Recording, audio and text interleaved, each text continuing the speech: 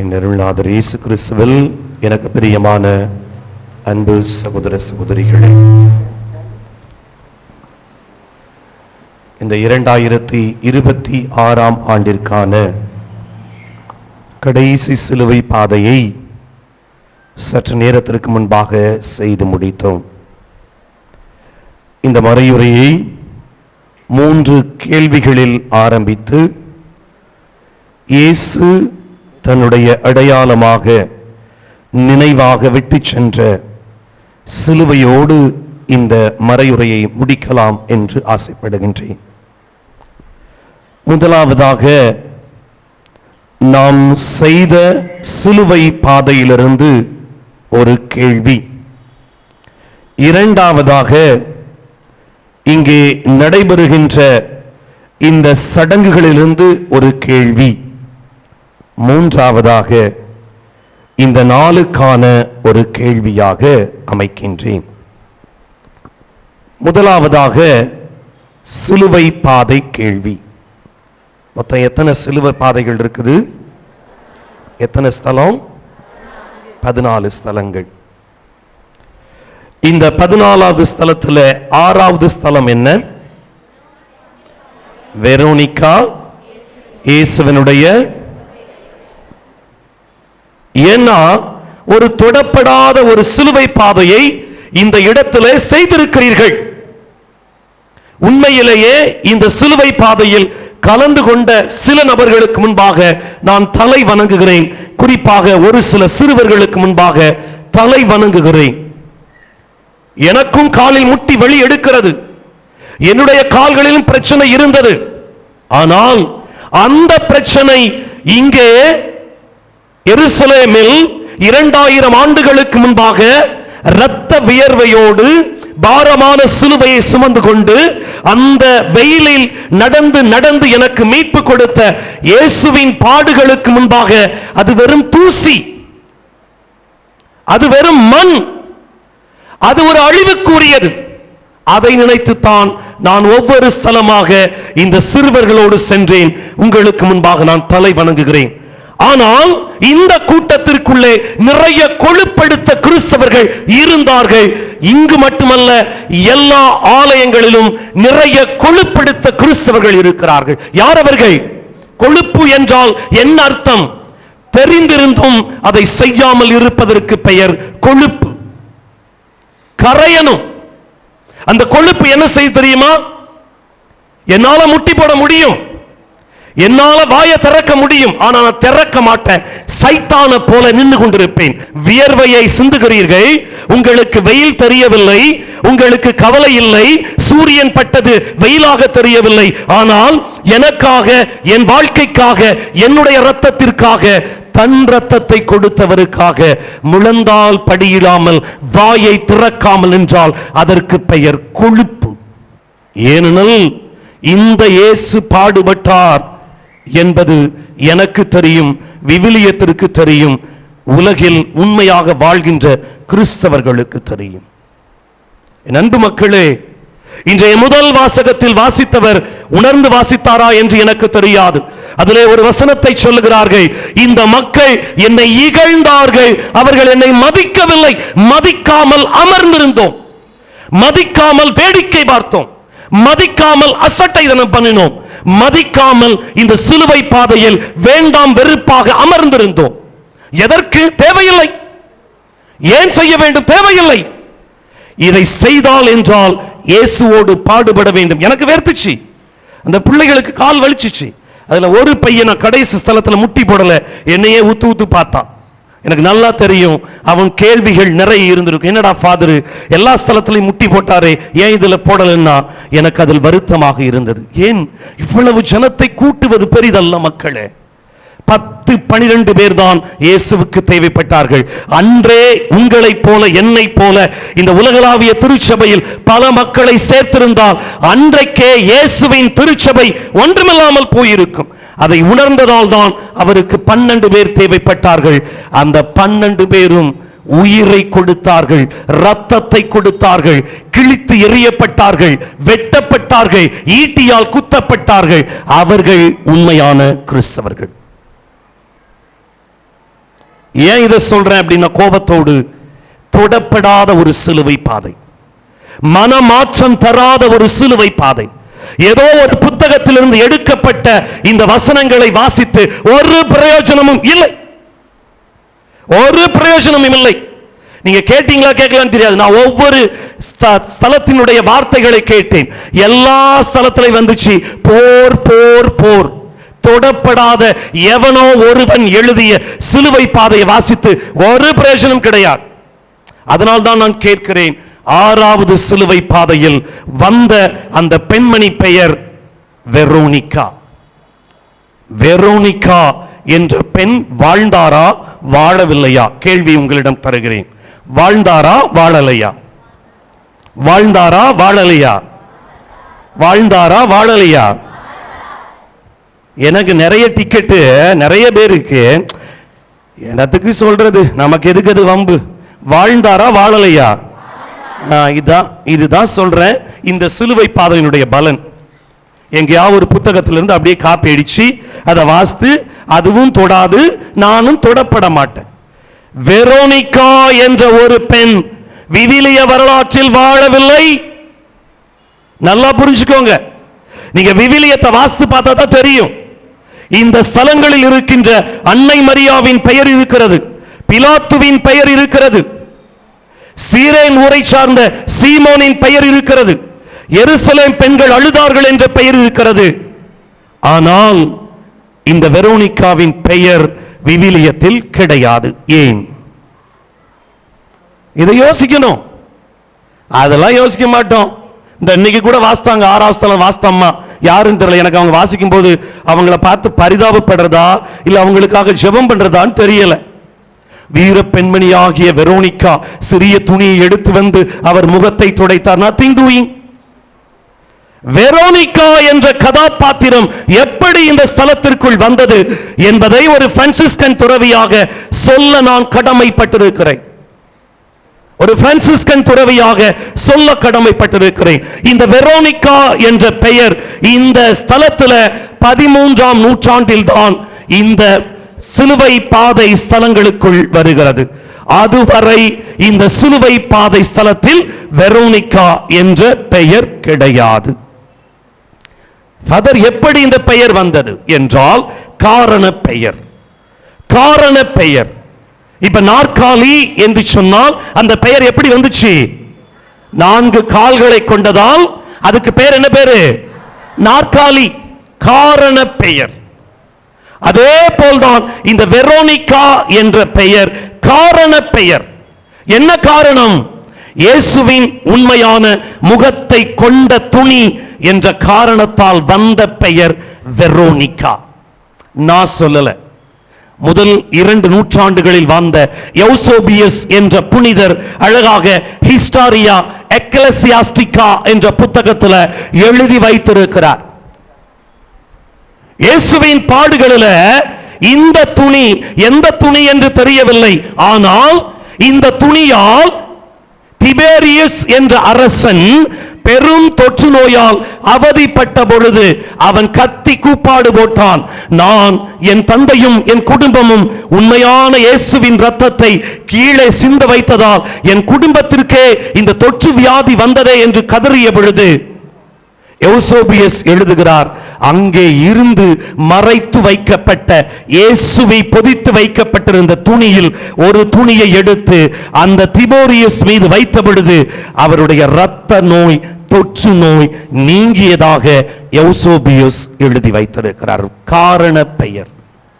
இப்ப சொல்ற பாருங்க, வெரோனிகா. இந்த பெயர் 2 மொழிகளை கொண்ட ஒரு பெயர், 2 மொழிகளை உள்ளடக்கிய ஒரு பெயர். வெரோனிகா. வெரா என்றால், வெர் என்றால் உண்மை, ட்ரூ. ஒனிகா என்றால் இமேஜ், முகம். உண்மையான முகத்தை கொண்ட துணிக்கு பெயர் வெரோனிகா. அது ஒரு துணியின் பெயர் வெரோனிகா. ஏன் இந்த 2 மொழிகள் என்றால், வெர் என்றால் லத்தீன் மொழியை சார்ந்தது. லத்தீன் மொழியிலே வெர் என்றால் ட்ரூ. ஓனிகா என்பது கிரேக்க மொழியை சார்ந்தது. கிரேக்க மொழியில ஓனிகா, ஐகான் என்று நம்முடைய இங்கிலீஷில் ஆங்கிலத்தில் வருகிறது. அதற்கு அர்த்தம் முகம். ஐகான், உண்மையான முகத்தை கொண்டவர். ஏன் இந்த ரெண்டு மொழிகள் என்றால், லத்தீன் மொழி என்பது இங்கே இருக்கிற வயதானவர்கள் எனக்கு உண்மை என்று சொல்லுவீர்கள். நீங்கள் சிறு பிள்ளையாக இருந்த பொழுது திருச்சபையின் தாய்மொழி என்ன மொழி? லத்தீன். ஒன்னும் தெரியாது. இப்பவும் இருக்கிற மாதிரி அப்பவும் அப்படித்தான். அதனாலதான் அவங்க எப்பவுமே இப்படியே தான் நிற்பாங்க பெரியவங்க. அப்பவும் அந்த சாமியாரு இப்படி நின்று அப்படி பூச வைப்பாரு. பார்த்திருக்கீங்களா? மொழியே புரியாது. மேயா குல்பா, மேயா குல்பா. இவங்க எல்லாம் குல்பாவா உட்கார்ந்துகிட்டு இருக்கு. இப்படியே ஒன்னும் புரியாது. லத்தீன் திருச்சபையின் தாய் மொழி. கிரேக்கம் விவிலியத்தின் புதிய ஏற்பாட்டின் மொழி. அதனால்தான் திருச்சபையும் விவிலியமும் சேர்ந்த ஒரு பெயர்தான் வெரோனிகா. அன்பார்ந்தவர்களே, இந்த வெரோனிகா என்ற பெயர் விவிலியத்தில் இல்லை என்றாலும் நடந்தது உண்மை என்று அந்த யௌசோபியர் சொல்லுவதால், நீங்களும் நானும் இங்கே சிலுவை பாதை செய்தது என்பது ஏதோ ஒரு காட்சி பொருளாக, ஆமா பார்த்தோம். அடுத்தது ஏன் இந்த சிலுவை பாதை சீரியஸா செய்யுங்கன்னு சொன்னா, நான் ஒரு பங்கு தளத்தில் பங்கு சாமியாராக இருக்கின்ற பொழுது 4 ஆண்டுகள் ஒரு தம்பதியினருக்கு குழந்தை பாக்கியம் இல்லாமல் உருவாகிய கரு கரைந்து போனது. அன்னையில தான் நானும் சிலுவை பாதையை இப்படி அசட்டப்ப, நானும் இப்படிதான் இருந்தேன் உங்களை மாதிரி. திரும்பாத ஒரு சிலுவை பாதை, ஒரே இடத்திலிருந்து சிலுவை பாதை செய்கிற கூட்டம் கத்தோலிக்க திருச்சபையில் அதிகமா இருக்குது. ஒரே இடத்துல நின்றுட்டு முதல் ஸ்தலம், 2வது ஸ்தலம், 3வது ஸ்தலம், 4வது ஸ்தலம். What is the use? நான் அப்படிதான் இருந்தேன். ஆனால் அந்த பங்கில் இருந்த பொழுது அந்த தம்பதியினர், இளம் தம்பதியினர் செய்தவுடன் என்னால் அதை அப்படி செய்வதற்கு மனது கொடுக்கவில்லை. மக்களே, இந்த 2 பேர் வந்தாங்க. ஃபாதர், 4 வருஷமா குழந்தை இல்லை ஃபாதர். என்னுடைய பெரிய குடும்பத்தில் நான் மட்டும் குழந்தை இல்லாம இருக்கிறேன். அந்த பொண்ணு அழுதாங்க. எனக்கு என்ன செய்யறதுன்னு தெரியல. நான் டாக்டர்லாம் போனீங்களா? எல்லா டாக்டரையும் பார்த்தாச்சு ஃபாதர். என்ன சொன்னாங்க? உங்களுக்கு எந்த குறையும் இல்லைன்னு சொன்னாங்க. அப்புறம் ஏன் என்னாச்சு? என்ன குறைன்னு தெரியல ஃபாதர், கடவுளுக்கு மட்டும்தான் தெரியும் ஃபாதர். சொல்லிட்டல்லா, கடவுள்கிட்ட திரும்ப வா என்று சொன்னேன். அந்த ஆண்டு சொன்னேன், இந்த ஆண்டு நடைபெறுகிற 7 சிலுவை பாதைகளில் தயவு செய்து உன் அசட்டைத்தனத்தை காட்டாதே, உன் ஆர்வத்தை காட்டு, உன் ஜெபத்தை காட்டு, உன் நம்பிக்கையை காட்டு, கடவுளுடைய இரக்கத்தை பெறுவா என்று சொன்னேன். 2 பேரும் நான் கண்ணால் பார்த்தது. அந்த வருடம் 7 சிலுவை பாதைகளில், குறிப்பாக பெரிய சிலுவை பாதை. நீங்களாவது ஃபேனுக்கு அடியில சிலுவை பாதை செஞ்சீங்க. நான் இருந்த பங்கு தளத்துல மொட்டை வெயில தான் நடத்தி விடுவேன். Nothing doing. ஒரு நாளாவது உடம்புல வேர்வை வரட்டும், ஒரு நாளாவது அந்த கஷ்டத்தை புரியட்டும் என்று சொல்லி அந்த பெரிய வளாகத்தில் சிலுவை பாதை செய்த பொழுது நான் சொன்னேன், உங்கள் உள்ளத்தில் ஏதாவது ஒரு பாரமாக இருந்தால் இந்த முதல் ஸ்தலத்திலிருந்து 14வது ஸ்தலத்தை வரை ஜெபத்தோடு ஒப்புக்கொடுங்கள். ஆண்டவருடைய இரக்கம், கருணை இறங்கி வருகின்ற நேரம் இந்த 3 மணி என்று சொன்னேன். அந்த 2 தம்பதியினரும் என் கண்களுக்கு முன்பாக ஒவ்வொரு ஸ்தலத்திலையும், மக்களை ஒவ்வொரு ஸ்தலத்திலையும் முட்டி போட்டார்கள், எழுந்தார்கள், முட்டி போட்டார்கள், எழுந்தார்கள், முட்டி போட்டார்கள், எழுந்தார்கள். 14வது ஸ்தலம் முடித்தவுடன் மேடைக்கும் பக்கத்திலே வந்தார்கள், என்னிடம் அழுதார்கள், ஜெபித்தார்கள். நான் சொன்னேன், ஆண்டவர் உன் மீது அவருடைய அருள் பார்வையை தந்திருக்கிறார் என்று அண்ணாவுக்கு சொன்ன வார்த்தையை அந்த பெண்மணியிடம் சொன்னேன். சென்றார். அடுத்த ஆண்டு அழகான ஒரு பெண் குழந்தையோடு இன்றைக்கும் சாட்சியாக சிலுவை பாதைக்கு அங்கே இருக்கிறார். சிலுவை பாதை லேசா எடுத்துக்காதீங்க, அதை லேசா எடுத்துக்காதீங்க. அது இயேசுவின் பாதை. விழுந்து எந்திரித்தார் என்றால் விழுந்தார். நம்மள மாதிரி நின்னுகிட்டே விழவில்லை, கீழே விழுந்தார். பாரமான சிலுவை அவர் தோள் மீது கிடந்தது உண்மை. அவருடைய முகமெல்லாம் இரத்தமாய் இருந்தது உண்மை. அவருக்காக அழுவதற்கு பெண்கள் இருந்தார்கள் உண்மை. ஆனால் அழாத கத்தோலிக்க பெண்கள் இங்கு அதிகமாக மாறிக்கொண்டிருக்கிறார்கள். மக்களே, உங்களை மட்டும் நான் சொல்லவில்லை, இந்த வீடியோவில் பார்த்து கொண்டிருக்கிற எல்லோரையும் சொல்லுகிறேன், எல்லோரையும் சொல்லுகிறேன். சிலுவை பாதையின் முதல் கேள்வி வெரோனிகா இயேசுவின் உண்மையான முகத்தை கொண்ட துணி உடையவள். இயேசுவின் உண்மையான வாழ்க்கையை வாழ்வதற்கு தயாராகுங்கள். 1. இரண்டாவது கேள்வி, இன்றைய சடங்கிலிருந்து வருகின்ற கேள்வி. வருடத்தில் 2 முறைதான் நீண்ட வாசகம் வாசிப்போம், நீளமா வாசிப்போம். எப்பெல்லாம் பார்த்துமா, வாய்க்குள்ள இருக்கிற தங்கம் வெளியில விழுந்துடாம, வாயவே திறக்காம திருப்பலி பார்த்துட்டு போறவங்க நம்ம தான். சொல்லுங்க, 2 முறை எப்பெல்லாம்? அடுத்தது பெரிய வெள்ளி. ஏன் மக்களே 2 நாள் மட்டும் அப்படி வாசிக்கிறாங்க? ஏதாவது தெரியுமா? எங்களுக்கு அதெல்லாம் தெரியாது ஃபாதர். நீங்க விட்டீங்கன்னா நாங்க வீட்டுக்கு போய் சாப்பிட்டு மல்லாக்க படுப்போம் ஃபாதர். ஏன் 2 முறை வாசிக்கிறோம்? இன்னைக்கு வாஸ்தத ஐயோ, திருத்தந்தை பிரான்சிஸ் சொல்லுகிறார், திருத்தந்தை பெனடிக்ட் சொல்லுகிறார், அன்னை திரேசா சொல்லுகிறார், அவர் சொல்லுகிறார், இவர் சொல்லுகிறார். Very good. இப்ப உள்ள திருத்தந்தை சொன்னது நமக்கு தெரியணும். திருத்தந்தை லியோ போன வாரம் இந்த புனித வாரத்திற்கு முன்பாக ஒவ்வொரு புதன்கிழமையும் ஏஞ்சலஸ் டாக் என்று சொல்லுவார்கள், மூவேளை ஜெப செய்தி. வத்திக்கானில் அந்த வளாகத்தில் கூடி இருக்கிற ஆயிரக்கணக்கான மக்களுக்கு ஒரு சிறு பகுதியிலிருந்து காட்சி தந்து திருத்தந்தை அவர்கள் இந்த செய்தியை கொடுப்பார்கள். அதுக்கு பெயர் ஏஞ்சலஸ் டாக், மூவேளை ஜெப செய்தி. போன வாரம் புதன்கிழமை திருத்தந்தை லியோ சொன்ன வார்த்தை உண்மையிலேயே ஒவ்வொரு கிறிஸ்தவரும் புரிந்து கொள்ள வேண்டிய வார்த்தை. அவர் சொன்னார், my dear people, என் அன்பார்ந்த கேத்தலிக்ஸ், என்னுடைய கத்தோலிக்க மக்களே, Holy Week is not memorial. It is not a memorial, but representation of what happened to Jesus.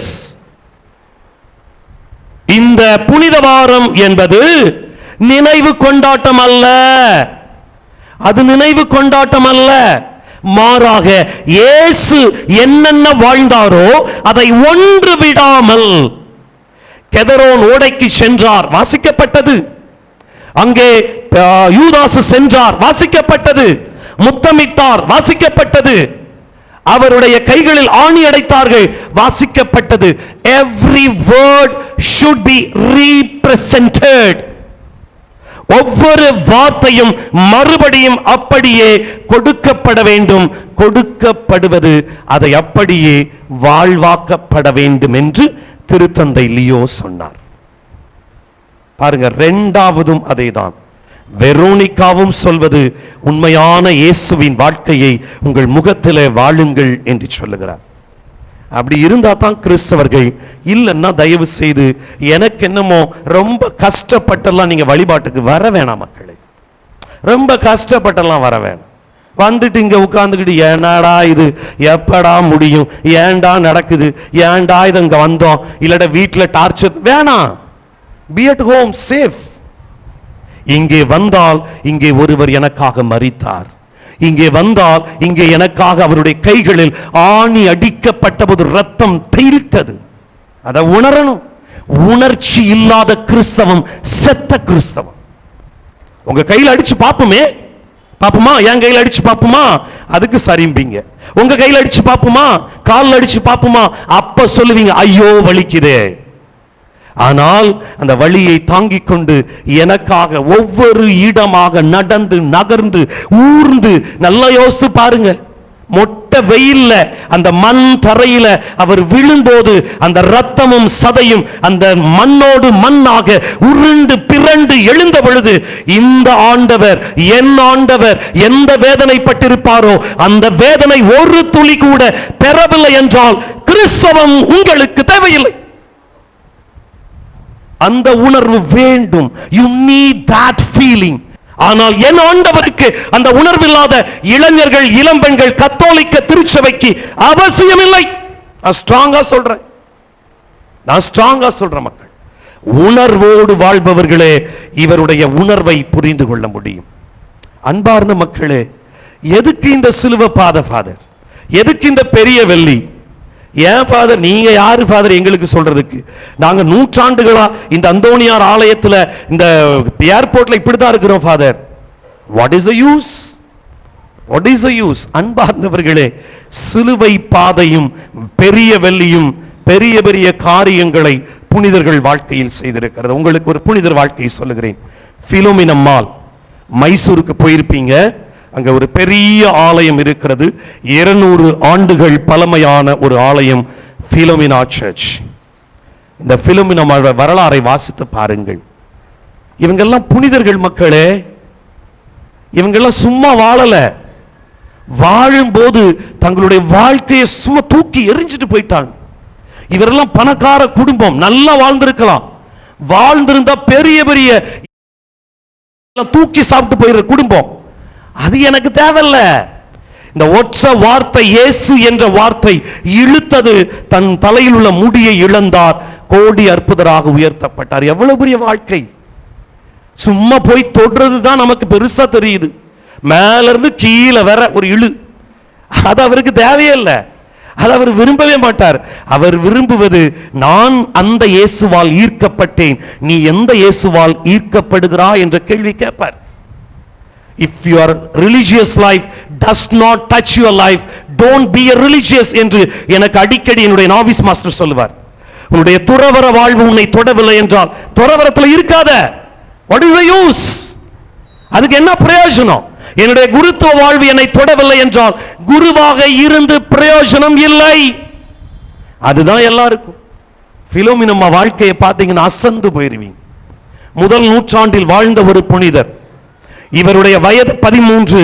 இவரை திருமணம் செய்ய ஆசைப்பட்ட அந்த அரசனுடைய பெயர் டயோக்ளீசின். வயது ஏறத்தாழ 45க்கு மேல். எப்படியாவது பிலோமினாவை திருமணம் செய்ய வேண்டும் என்று ஆசைப்பட்ட பொழுது பிலோமினா சொன்னார், எக்காரணத்தை கொண்டும் என்னால் என் உடலை உமக்கு தர முடியாது, ஏனெனில் என் உடல் ஏற்கனவே இயேசுவுக்கு சொந்தமானது என்று சொன்னார். கரங்களை தட்டி ஆண்டவருக்கு ஒரு நன்றி சொல்லுங்க. பார்த்து மெதுவா தட்டுங்க, மெதுவா தட்டுங்க. ஆமா, மெதுவா தட்டுங்க. ஏன்னா அதான் சொல்றேன்ல, நான் ஏன் கோபத்தோட சொல்றேன் அப்படின்னா இதுதான் மக்களே. ஏன் கோபத்தோட சொல்றேன்னா, நமக்கு எதுக்கு முக்கியத்துவம் தரணும்னே தெரிய மாட்டேங்குது. எதுக்கு முக்கியத்துவம் தரணும்னே தெரிய மாட்டேங்குது. பிலோமினா சொன்னார், என் உடலும் என் உயிரும் என் ஆண்டவருக்கே சொந்தம், யாருக்கும் தர மாட்டேன். நடந்தது என்ன தெரியுமா? அவரை தண்டிப்பதற்காக நீங்க உங்க கூகுள்ல பிலோமினா என்று அடித்து பாருங்கள். 2 நங்கூரம் கையில வச்சிருப்பார், 2 அம்புகள் கையில வச்சிருப்பார். அந்த 2 நங்கூரத்தை வச்சு முதல்ல அந்த அரசன் என்ன செஞ்சார் தெரியுமா? அவர் தலைக்கு முக்குகிற அளவிற்கு தண்ணி உள்ள குளத்திற்குள் அவரை தள்ளி, இந்த பக்கத்தில் ஒரு நங்கூரம், இந்த பக்கத்தில் ஒரு நங்கூரத்தை போட்டு பிலோமினாவை 2 நாட்கள் தண்ணீருக்குள் மூழ்கடித்தார். 2 நாட்கள் கடந்தது. செத்து விட்டார் என்று சொல்லி படை வீரர்களை அனுப்பி பிலோமினாவை தூக்கி பார்க்கிறார்கள். அந்த வரலாற்று ஆசிரியர் எழுதியிருக்கிறார், தூக்குகின்ற பொழுது செந்தாமரையில் மலர்ந்த முகமாய் அந்த பிலோமினா தண்ணீருக்குள் இருந்து முகமலர்ச்சியோடு வெளியில் வந்தார் என்று எழுதியிருக்கிறார். இது ஒன்று. இரண்டாவதாக, பிலோமினாவை எப்படியாவது கொல்ல வேண்டும் என்று மரத்தில் செபஸ்தியாரை போல கட்டி வைத்து அம்புகளை எய்து கொண்டே இருக்கிறார்கள். அம்பை எய்திய மனிதன் முதல் அம்பை விடுகிறான். அந்த அம்பு அவருக்குள் பக்கத்தில் செல்வதற்கு முன்பாக திரும்ப வந்து எய்த மனிதனையே குத்தி அவன் கீழே விழுகிறான். உடனடியாக அம்பு எய்து வைந்த எல்லாவனும் ஓடி விடுகிறான். இது இரண்டாவது. மூன்றாவதாக அந்த அரசன் என்ன சொல்லுகிறான் தெரியுமா? நீ அம்புகளுக்கும் தப்பி விட்டு விட்டாய், நங்கூரத்திற்கும் தப்பி விட்டாய், கடைசியாக உனக்கு ஒரு தண்டனை தருகிறேன். இதோ நீ எனக்கு தராத இந்த உடலை இந்த உலகமே இந்த மனிதர்களை பார்க்கும் வண்ணம் இன்னும் 2 நாட்களில் என் அரசவைக்கு உன்னை இழுத்து சென்று இங்கு இருக்கிற ஆண்களுடைய காம இச்சைக்கு, உடல் இச்சைக்கு உன் உடலை நான் தரப்போகிறேன், உன்னை நிர்வாணப்படுத்த போகிறேன் என்று சொல்லி அந்த டயோக்ளீசன் அரசன் சொல்லுகிறார். பிலோமினா 2 நாட்கள் செபிக்கிறார். ஆண்டவரே, என் கடவுளே, என் அரசரே, என் எல்லாமுமே, இந்த உடல் உமக்கானது, உமக்கு மட்டுமே சொந்தமானது. இந்த அரசனுடைய கடுமையான வார்த்தைகளால் இந்த உடலை இந்த காம இச்சை கொண்ட ஆண்கள், இளைஞர்கள் பார்த்தால் உமக்கு நான் கொடுத்த கொடை வீணாகி போகிவிடும் என்று 2 நாட்கள் ஜெபித்தார். மக்களை ஜெபித்தார். 2 நாட்கள் முடிந்தது. அவரை இழுத்து வந்து அந்த அரசவை நிறுத்த அந்த ஊரில் இருக்கிற அத்துணை ஆண்களும் ஆசையோடு காம இச்சையோடு பிலோமினா உடலை பார்க்க ஆசைப்பட்டார்கள். நடந்தது என்ன தெரியுமா? 4 படை வீரர்கள் பிலோமினா அணிந்திருந்த அந்த உடையை இழுத்து கிழிக்க கிழிக்க கிழிக்க பிலோமினம்மா வானத்தை நோக்கி ஜெபிக்கிறார். நாம் திருத்தூதர் பணிகள் 6வது அதிகாரம் கடைசி வசனத்தில் ஸ்தேவானை கல்லால் எறிந்த பொழுது அவர் வானத்தை நோக்கி ஜெபித்தார், ஆண்டவருடைய ஆவி அவர் மீது இறங்கியது என்பது போல இங்கே பிலோமினம்மா வானத்தை நோக்கி தன் கண்களை உயர்த்தி ஜெபித்தார் ஜெபித்தார் ஜெபித்தார். அந்த 4 படை வீரர்களுக்கும் பிலோமினம்மாவுக்கும் இடையில் இரத்த கோட்டையாக வானத்தில் இருந்த இயேசுவின் சிலுவையிலிருந்து அவருடைய வலது கரத்தில் இடது கரத்தில் கால்களில் விலாவிலிருந்து வடிந்தோடிய இரத்தம் அந்த படை வீரர்களுக்கும் பிலோமினம்மாவுக்கும் நடுவில் இரத்த கோட்டையாக சூழ்ந்து பிலோமினம்மாவை உடலை ஆண்டவர் காத்தார். இரத்த கோட்டையாக. அதனுடைய வரலாற்று பின்னணிதான் இரத்த கோட்டைக்குள்ளே நான் நுழைந்து விட்டேன்.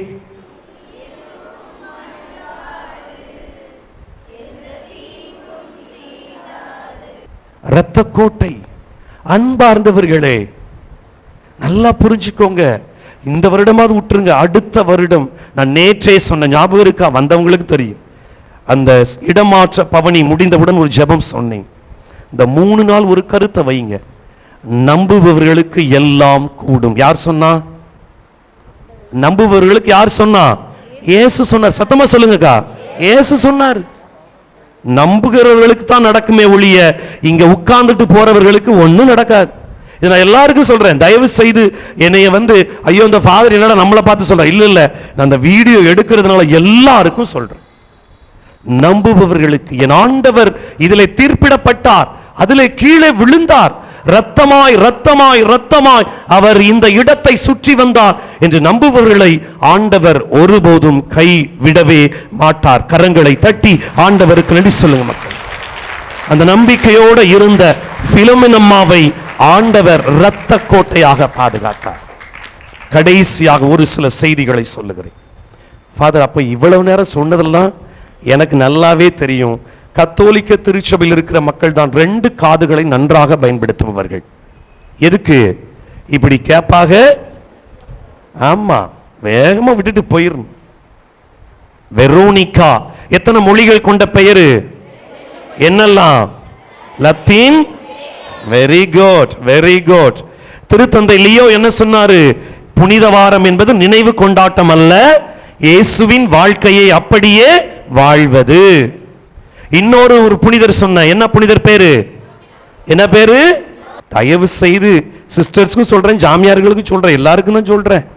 ஒரு 50 புனிதர் பேராவது தெரிஞ்சு வச்சுக்கோங்க. நீங்க விண்ணக பாதைக்கு போகும்போது வேற புனிதர் நிற்க போறாரு, மாட்ட போறீங்க சொல்லிவிட்டேன்.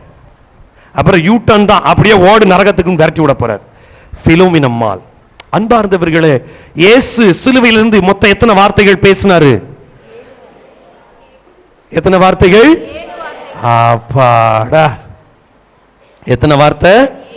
ஆமாங்க, நான் அப்படி சொல்றேன், சும்மா அப்படி கேட்டு வச்சுக்கோங்க, சரியா? லூக்கா 23:34, தந்தையே இவர்களை மன்னியும். Word of forgiveness. லூக்கா 23:43, இன்றே என்னோடு வான்வீட்டில் இருப்பாய். Word of salvation. யோவான் 19:26-27, இதோ உன் தாய், இதோ உன் மகன். Word of relationship. அடுத்ததாக மத்தேயு 27:46, என் இறைவா என் இறைவா ஏன் என்னை. Word of abandonment. Word of abandonment. அடுத்தது 5வது வார்த்தை யோவான் நற்செய்தி 19:28, தாகமாய் இருக்கிறேன்.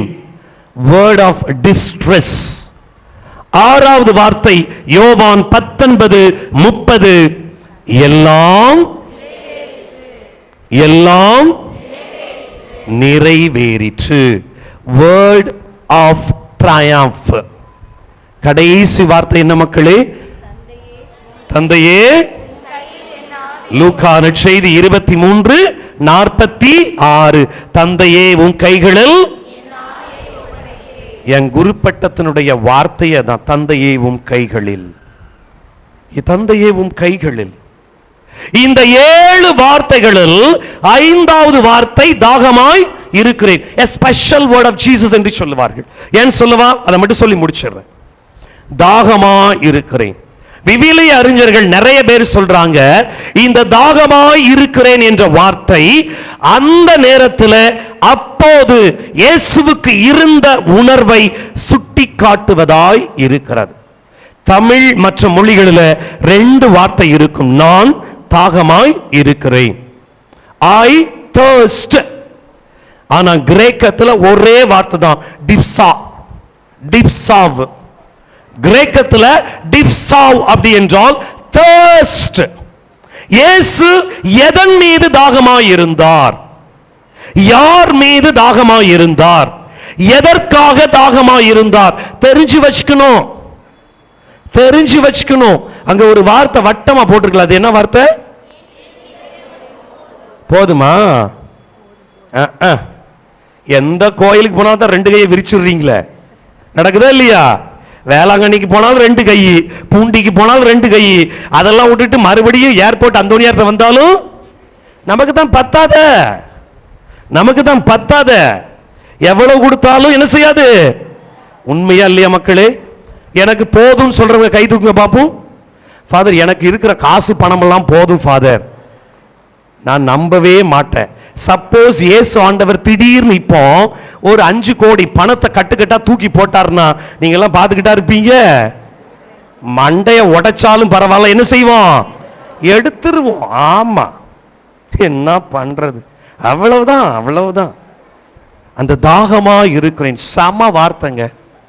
இயேசு யார் மீதும் தாகமாய் இல்லை, எந்த பொருள் மீதும் தாகமாய் இல்லை, யாரை பற்றியும் அவர் தாகமாய் இல்லை. அவர் தாகமாய் இருந்தது அவர் சிலுவையின் மீது. Praise the Lord. சத்தமா பிரைஸ் தி லார்ட். இயேசு தான் சுமந்த சிலுவை மீது தாகமாய் இருந்தார். இப்ப எல்லாரும் சிலுவை அடையாளம் போடுங்க. தந்தை, மகன், எங்க மகன், அடுத்தது தூய ஆவியார், மறுபடியும் இதுக்கு என்ன அர்த்தம் தெரியுமா? இதுக்கு என்ன அர்த்தம் தெரியுமா மக்களே? அழகா திருத்தூதர் பணிகள் 27 வீட்டில் போய் வாசித்து பாருங்க. நாளைக்கு எதுவுமே கிடையாது, தெரியும் தானே? நாளைக்கு உங்க பக்தி பலமா மறுபடியும் கோயில் வந்து உட்கார்ந்துக்கிட்டு இருக்காதீங்க. ஏன்னா அப்படிப்பட்ட ஆர்வ கோளாறுகள்லாம் நிறைய உண்டு. நாளைக்கு வந்து கோயில்ல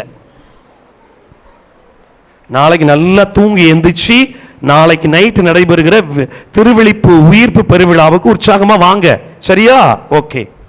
இந்த தந்தை, மகன், தூய ஆவியார் திருத்தூதர் பணிகள் 27 நமக்கு நிறைய கருத்துக்களை தருது. திருத்தூதர் பணிகள் 27. இந்த தந்தை மேல வைக்கிறோம் பாத்தீங்களா, நெற்றி, அது யாரை குறிக்குது என்பதற்கு 14வது வசனம் சொல்லுது. வாசிங்கம்மா. சிறிது நேரத்தில் வாடை கொண்டல் என்னும் பேய் காற்று வீச தொடங்கியது. அவ்வளவுதான், போதுமா? போதும். என்ன வீசுச்சு? வாடை கொண்டல் என்ற பேய் காற்று. என்ன காற்று? பேய் காற்று. ஆமாங்க. இந்த உச்சி தலை இருக்கு பாத்தீங்களா, இது எப்ப பார்த்தாலும் நமக்கு ஆக்குப்பைடா நம்மளை போட்டு குழப்பிக்கிட்டு இருக்கவங்க யார் தெரியுமா? பேய் காற்று. காற்று உள்ள இருந்து வெளியில வீசுமா, வெளியில இருந்து உள்ள வீசுமா? வெளியில இருந்து. எக்ஸாக்ட்லி. இந்த மண்டைய வாழ்க்கையில மண்டைய போட்டு உடைக்கிறவங்க யார் தெரியுமா? வெளியிலிருந்து வந்த உறவுகள் தான். வாழ்க்கை நல்லா போய்கிட்டு இருக்கு, கரெக்டா? அது ரெண்டும் சந்தோஷமா வாழ்ந்துகிட்டு இருக்கும். திடீர்னு உள்ள போய், ஏன் என்னடி உங்க மாமியார் உன்னைய பத்தி இப்படி சொல்றா, முடிஞ்சு போச்சு அந்த பொண்ணு. வெளியிலிருந்து வருவதுதான் முதல் துன்பம், கரெக்டா? இப்போ உங்க வீட்டுக்கு உங்களுக்கு பிடிக்காதவர் வந்தா எங்க அடிப்பீங்க? ஐயோ வருது பாருங்க சொல்லுவீங்களா இல்லையா? எக்ஸாக்ட்லி. ஐயோ வருது பாரு, என்னத்தை குழப்பி விட்டு போகுதோ, என் புள்ள நல்லா இருந்த புள்ளைய இவ வந்து என் குடும்பத்தையே ஒரு வழி பண்ணிட்டா, இங்க அடிச்சுக்குவோம் தலை. 2வது எங்க வைக்கிறோம்? இங்க வைக்கிறோம். சரியா? இப்ப 17வது வசனத்தை வாசிங்கம்மா. கப்பல் புதை மணலில் விழுந்து விடாதபடி. கப்பல் எங்க மூழ்கி விடாதபடி? புதை மணல் வெளியில இருக்குமா உள்ள இருக்குமா? உள்ள. உள்ள இருக்கிறது யார் தெரியுமா? நம்ம குடும்பத்துல. நம்ம குடும்பம் தான் நமக்கு தொந்தரவு, கரெக்டா? ஆமாவா இல்லையா? ஆமாவா இல்லையா? அது எங்க இருக்கும்? பயத்தோட ஒட்டிக்கிட்டே இருக்கும், கரெக்டா? இப்ப நீங்க எதுக்கு காலையில இருந்து சாயந்தரம் வரை வேலை செய்றீங்க? குடும்பத்துக்காக, கரெக்டா? என் குடும்பத்துக்காக உழைக்கிறேன், இது உங்களை விட்டு போகவே போகாது. ரெண்டாவது குடும்பம். குட். ஒன்னு உறவுகள், ரெண்டாவது குடும்பம், மூணாவது எங்க வைக்கிறோம்? இடது புறத்துல. இப்ப வாசிங்க அம்மா. பாறையில் எங்காவது மோதி விடுமோ என. பாறையில் எங்காவது மோதி விடுவோமோ. பாறைன்னா என்ன தெரியுமா? நம்ம தான். இப்ப ஒரு வீடு கட்டுறீங்க, கீழே என்ன போடுவோம்? அஸ்திவாரம், பேஸ்மெண்ட். ஏப்பா இங்கிலீஷ் வேற, அப்புறம் நான் இங்கிலீஷ்ல பேசுவேன், புரியாது சொல்லிவிட்டேன். பேஸ்மெண்ட்ல முதல்ல என்ன போடுவோம்? பாறை. இப்பதான் பில்லர் போடுறீங்க, அந்த காலத்துல எப்படி கட்டுவோம்? கல்லு போட்டு அதை மிதிச்சு அடிச்சு தான் கட்டுவோம். அப்ப மூணாவது பாறை என்பது நான் தாங்க. பல நேரத்துல உங்க வீட்டில் இருக்கிற உங்க பிள்ளைகளே உங்களுக்கு தொந்தரவா இருக்குதா இல்லையா? அது 10 வயசு வரை கண்ணத்தை பிடிச்சி கொஞ்சுவோம், நல்லா தங்கம் ராசா. 13 வயசுக்கு அப்புறம் சனிய வந்து உட்கார்ல. சொல்றீங்களா இல்லையா?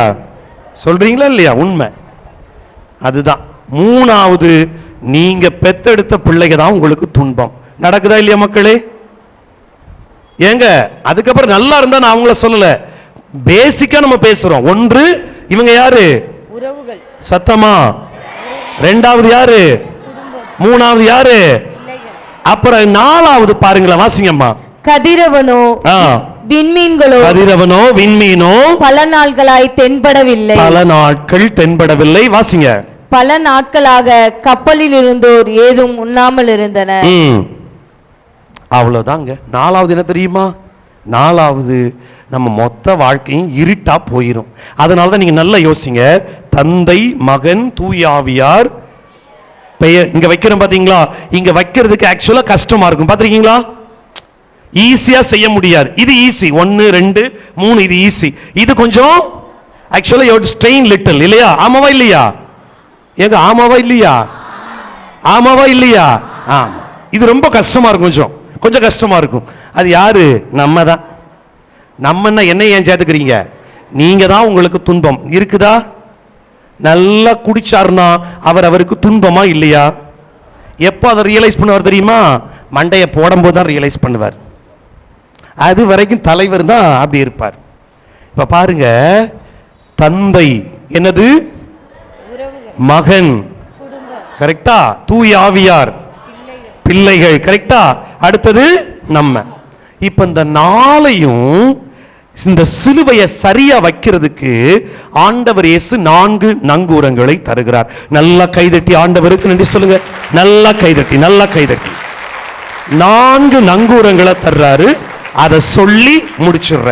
4 நங்கூரங்கள் இந்த புனித வெள்ளி அன்று இந்த 4 நங்கூரங்களை உங்கள் வாழ்க்கையின் ஆழத்திற்குள் போடுங்கள். எப்படி இயேசு பேதுருட்ட சொன்னாரோ ஆழத்திற்குள், அதே போல இந்த 4 நங்கூரங்களை ஆழத்திற்குள்ள போடுங்க மக்களே. நம்பர் 1 வாசிங்கம்மா. ஆகவே நண்பர்களே மன உறுதியுடன் இருங்கள். 25வது வசனம். ஆகவே நண்பர்களே மன உறுதியுடன் இருங்கள்.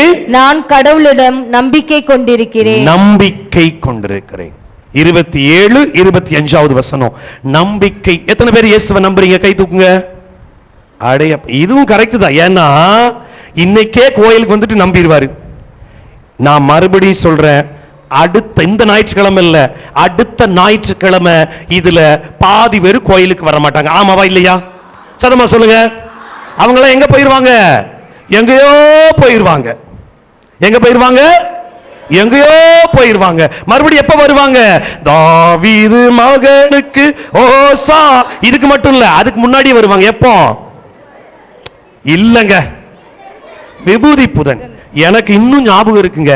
நான் வச்ச விபூதி புதன் திருவிழாவில் நான் பட்ட பாட உலகத்துக்காக சொல்றேன், இந்த வீடியோ வழியாக சொல்றேன். திருப்பலியில நீங்க 2 தடவை பீடத்துக்கு முன்னாடி வருவீங்க. யூசுவலா ஒரு தடவை வருவீங்க. எதுக்கு? நற்கர்ண வாங்க, கரெக்டா? விபூதி புதன் மட்டும் எத்தனை தடவை வருவீங்க? 2 தடவை. நான் அதான் எனக்கு முதல் விபூதி புதன் சாமியார் ஆகி வரிசையா வந்தாங்க. விபூதி புதன் உங்க நெற்றியில வைக்கும் பொழுது ஃபாதர் என்ன சொல்லுவாரு? மனிதனே மண்ணாய் இருக்கிறாய், மண்ணுக்கே திரும்புவாய். கரெக்டா? நான் இப்படியே எல்லாருக்கும் மனிதனே மண்ணாக இருக்கிறாய், மண்ணுக்கு திரும்புவாய், மனிதனே மண்ணாக இருக்கு, இப்படி வரிசையா வந்துகிட்டு இருந்தாங்க. ஒரு அம்மா ஆர்வத்துல ஆமேன்னு சொல்லி நாக்க நீட்டிச்சு. நான் என்ன பண்ணிட்டேன், கொஞ்சம் போல அள்ளி வாய்க்குள்ள போட்டுவிட்டேன். ஆமாங்க, வாய்க்குள்ள போட்டுவிட்டேன். அதுக்கப்புறம் எனக்கு அந்த அம்மாவுக்கு ஒரே சண்டை. அந்த அம்மா என்கிட்ட கேக்குது, ஏன் ஃபாதர் உங்களுக்கு மண்டையில அறிவே இல்லையா அப்படின்ட்டு. ஏமா இப்படி திட்டுற அப்படின்னு அந்த அம்மா சொல்லுது. நான் சொன்னேன், ஏமா நீங்க எதுக்குமா நாக்க நீட்டின அப்படின்னு கேட்டேன். அதுக்கு அந்த அம்மா சொன்னாங்க, ஃபாதர் பழக்க தோஷத்துல நீட்டிவிட்டேன் அப்படின்னுச்சு. நான் சொன்னேன், நானும் பழக்க தோஷத்துல என்ன பண்ணிட்டேன், அள்ளி போட்டேன். கரெக்ட் தானங்க? அதுக்கு இது என்னவாயிடுச்சு, இப்படி தாங்க நம்ம கிறிஸ்தவம். இப்ப புரியுதா? கரெக்டா? அப்படியே வர்றது, என்ன நடக்குன்னே தெரியாது. என்னடா சுத்தி சுத்தி போறாங்க இவங்க எல்லாருமே புனித வார கிறிஸ்தவர்கள். சரியா? இன்னைக்கு குறிச்சு வச்சுக்கோங்க, இங்க பக்கத்துல இருக்கலாம் பாத்துக்கோங்க. அடுத்த வருஷம் இதே மாதிரி வந்தாங்கன்னா அவங்கள்ட்ட போய் சொல்லுங்க, கங்க்ராச்சுலேஷன் புனித வார கிறிஸ்தவர்கள். அதுக்கப்புறம் அவங்க வரவே கூடாது. அவங்க வராதனால இங்க ஒன்னும் இழந்து போறது இல்லை. கரெக்டா? திருத்தந்தை லியோ கஷ்டப்பட போறாரா? நம்ம ஆயர் கஷ்டப்பட போறாரா? பங்கு சாமியார் வேணா கஷ்டப்படுவார். என் பிள்ளைங்களை இப்படி சொல்றீங்களா ஃபாதர்? இல்ல மக்களே, ஒரு உணர்வுள்ள கிறிஸ்தவர்களா இருங்க. பாருங்க, நேத்து சபைக்கு போறவன் என்ன ஆர்வத்தோட பைபிளை தூக்கிட்டு போய் பாடி துதிச்சு மகிழ்ந்து வந்துட்டு நம்மள மாத்துறாங்க. நடக்குதா இல்லையா? நீங்க எத்தனை பேரை மாத்திருக்கீங்க சொல்லுங்க பாப்போம். உங்க புள்ளையிலே மாத்த முடியலையே. கரெக்டா? 4 சாத்த முடியலையே.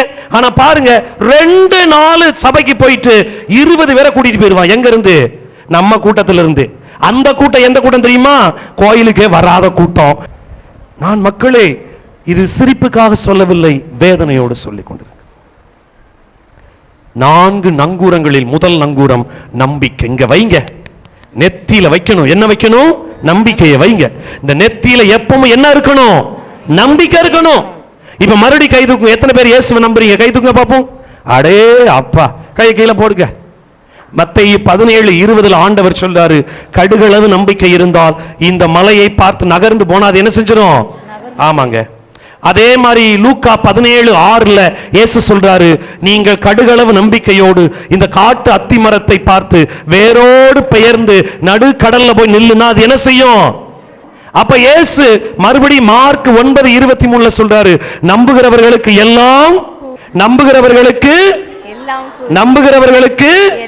எல்லாம் நடக்கும். கடைசியா சொல்றார் மத்தேயு 21:22, நீங்கள் உங்கள் இறைவனிடம் வேண்டும் பொழுது நம்பிக்கையுடன் எதை கேட்டாலும் ஆண்டவர் உங்களுக்கு செய்வார். கை தட்டுங்க மக்களே, நல்லா கை தட்டுங்க. அப்ப நம்பிக்கையோட இயேசு கிட்ட எதை கேட்டாலும் அவர் என்ன செஞ்சிருவாருங்க. நம்புறீங்களா இல்லையா? நம்புறீங்களா இல்லையா? அட சத்தமா சொல்லுங்களே, நம்புறீங்களா இல்லையா? பாப்பா நம்புறீங்களா? நம்புகிறோம். இப்ப மறுபடியும் கை தூக்குங்க. எத்தனை பேர் இயேசுவை நம்புறீங்க? வெரி குட், கை கீழே போட்டு. அப்ப நம்பிக்கையை நெத்தியில வைங்க மக்களே, அது நங்கூரமா அங்க இருக்கட்டும். உங்களை ஆண்டவர் கை விடவே மாட்டார். 1. 2வது என்னது? என்ன உறவு? குடும்பம். சரியா? 2வது வாசிங்கம்மா 2வது வசனத்தை. என் மேல் உரிமை உடையவரும் 23வது வசனம் 27 23 வாசிங்க. என் மேல் உரிமை உடையவரும் நான் வழிபடுவோருமான கடவுளின் தூதர் நேற்று என்னிடம் வந்து பவுலே அஞ்சாதே. அப்படியே போதும். எப்ப வந்தாரு தூதர்? எப்ப வந்தாரு? நைட். நல்லா கவனிங்க, வான தூதர் கடவுளுடைய தூதர் நைட்டு வந்தாருன்னா பவுல் என்ன செஞ்சுக்கிட்டு இருந்தாரு? ஜெபிச்சுக்கிட்டு இருந்தாரு. நீங்க நல்லா பாருங்க, திருத்தூதர் பணிகள்ல ஜெயிலுக்குள்ள போடும் போதெல்லாம் காலையில அவங்க எங்க இருப்பாங்க? வெளியில இருப்பாங்க. கரெக்டா? அந்த வீரர்கள் கேட்பாங்க, யோ உன்னை நேத்து ஜெயிலுக்குள்ள போட எப்படியா வெளியில வந்த? வானதூர் வந்து திறந்து விட்டார் சொன்னாங்களா இல்லையா? அப்படின்னா இவங்க என்ன செஞ்சாங்க? ஜெபிச்சாங்க. இயேசு எவ்வளவு நேரம் ஜெபிச்சாரு? இரவெல்லாம் ஜெபிச்சாரு. இயேசு எப்படி ஜெபிச்சாரு? ஆமா, இரவெல்லாம் ஜெபித்தார். ஜெபம். 2வது உங்க குடும்பத்துக்காக நீங்க என்ன செய்யணும்? அதுதான் 2வது. இப்ப புரியுதா புரியலையா? 2வது குடும்பத்துக்காக என்ன செய்யணும்? அப்ப உறவுகள் மீது நம்பிக்கை, குடும்பத்திற்காக ஜெபம். கரெக்டா? இப்ப 3வது பாருங்க, வாசிங்கம்மா. ஏனெனில் உங்களுள் எவர் தலையிலிருந்தும் ஒரு முடி கூட விழாது என்றார். ஆண்டவருக்கு ஒரு கை தட்டுங்களேன். இன்னைக்கு பாருங்களேன் ஒரு வார்த்தையை, உங்க தலையிலிருந்து ஒரு முடி கூட விழாது. ஏன்னா மத்தேயு 10:30 ஆண்டவர் சொல்லுவார், உங்கள் தலைமுடி எல்லாம் என்ன செய்யப்பட்டிருக்கிறது? எண்ணப்பட்டிருக்கிறது. அப்படின்னா என்ன அர்த்தம் தெரியுமா? இறை வார்த்தை ஒருபோதும் சொன்னதை தவறவே தவறாது. எசாயா புத்தகம் 55:8 ஆண்டவர் சொல்லுவார், என் வாயிலிருந்து புறப்பட்ட வார்த்தை நான் எதற்காக அனுப்பினேனோ அதை நிறைவேற்றாமல் என்னிடம் திரும்ப வரவே. பியூட்டிஃபுல். இறை வார்த்தை மூணாவது. அப்ப உங்க பிள்ளைகளுக்கு நீங்க என்ன கற்றுக் கொடுக்கணும் மக்களே? ரொம்ப முக்கியம். அது இல்லாம இவ ஒரு சிம்பிளா சொல்றேன் பாருங்க, கல்லறையில அடக்கம் செஞ்ச பின்னாடி இவர் படிச்ச படிப்பை எழுதுவீங்களா இல்ல இறை வார்த்தை எழுதுவீங்களா? இப்ப புரிஞ்சா? அங்க போய் மிஸ்ஸஸ் ராணி எம்ஏ எம்எட் எம்எஸ்சி பிஎட், ஏன்னா அது என்னவா போகுது?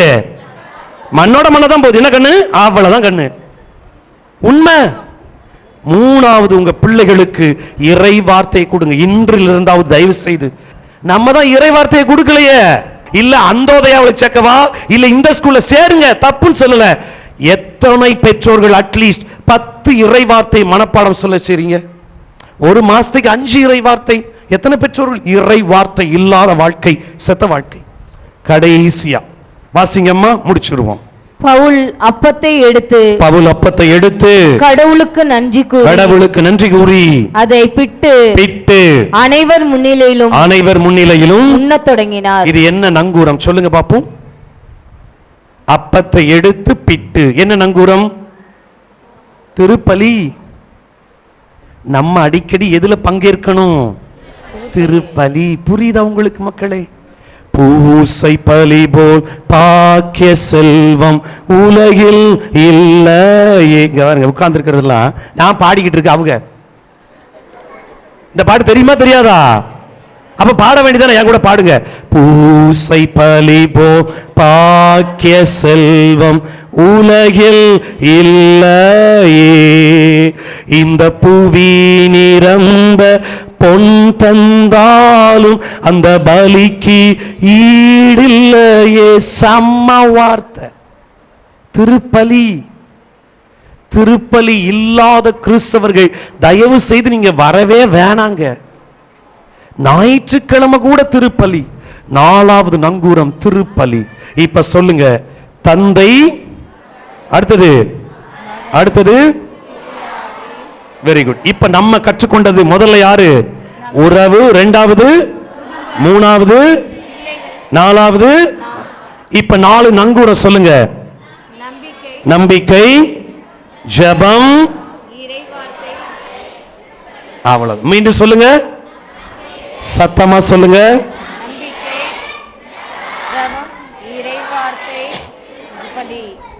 இந்த 4ஐயும் ஸ்ட்ராங்கா பலப்படுத்த உங்கள் கண் முன்பாக இருப்பது இயேசுவின் சிலுவை. ஆமென்.